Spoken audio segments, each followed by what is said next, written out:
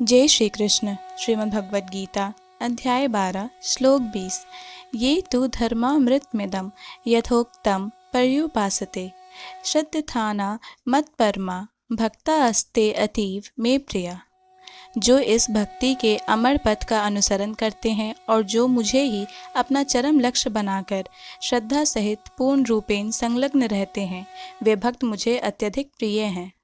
तात्पर्य: इस अध्याय में दूसरे श्लोक से अंतिम श्लोक तक मया वेश्य मनो ये माम से लेकर ये तु धर्मामृतम इदम तक भगवान ने अपने पास तक पहुँचने के दिव्य सेवा की विधियों की व्याख्या की है। ऐसी विधियाँ उन्हें अत्यंत प्रिय हैं और इनमें लगे हुए व्यक्तियों को वे स्वीकार कर लेते हैं।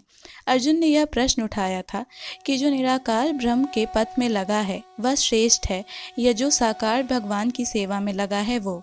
भगवान ने इसका बहुत स्पष्ट उत्तर दिया कि आत्म साक्षात्कार की समस्त विधियों में भगवान की भक्ति निसंदेह सर्वश्रेष्ठ है। दूसरे शब्दों में इस अध्याय में यह निर्णय दिया गया है कि सुसंगत से मनुष्य में भक्ति के प्रति आसक्ति उत्पन्न होती है, जिससे वह प्रामाणिक गुरु बनता है और तब वह उससे श्रद्धा, आसक्ति तथा भक्ति के साथ सुनता है, कीर्तन करता है और भक्ति के विधि विधानों का पालन करने लगता है। इस तरह वह भगवान की दिव्य सेवा में तत्पर हो जाता है। इस अध्याय में इस मार्ग को संस्तुति की गई है। अतएव इसमें कोई संदेह नहीं रह जाता कि भगवत प्राप्ति के लिए भक्ति ही आत्म साक्षात्कार का परम मार्ग है। इस अध्याय में परम सत्य की जो निराकार धारणा वर्णित है, उसकी संस्तुति उस समय तक के लिए की गई है जब तक मनुष्य आत्म साक्षात्कार के लिए अपने आप को समर्पित नहीं कर देता। दूसरे शब्दों में, जब तक उसे शुद्ध भक्त की संगति करने का अवसर प्राप्त नहीं होता, तभी तक निराकार की धारणा लाभप्रद हो सकती है।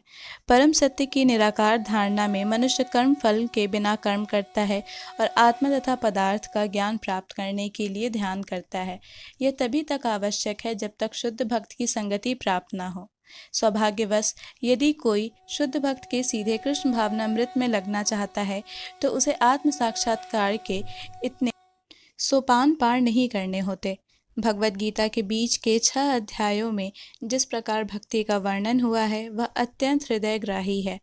किसी को जीवन निर्वाह के लिए वस्तुओं की चिंता नहीं करनी चाहिए, क्योंकि भगवत कृपा से सारी वस्तुएं स्वतः उपलब्ध होती हैं।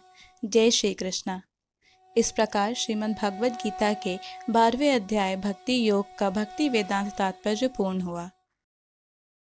भगवद गीता के सभी श्लोकों को सुनने और समझने के लिए हमारे चैनल को सब्सक्राइब करें। अगर वीडियो पसंद आया हो तो इसे लाइक और शेयर करें।